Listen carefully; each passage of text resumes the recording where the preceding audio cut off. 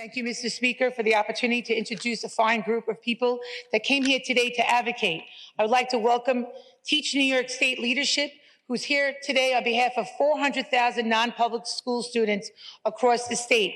There were dozens of people advocating today, and a few of them have joined us into the chambers. I'd like to welcome Sydney, Alfred, David, Fried, Joshua, that's funny, we met last night, Wiesentowski, Richard Altaby, Baruch Rothman, Barry Lavelle, and David Morell to the chamber. I would appreciate if you can grant them the cordialities of the floor and welcome to our chamber. Certainly. On behalf of Ms. Pheffer-Amato, the Speaker, and all the members, we welcome you here to the New York State Assembly, extend to you the privileges of the floor, and hope your time here in the Assembly will be well spent and that you will be successful in your endeavors.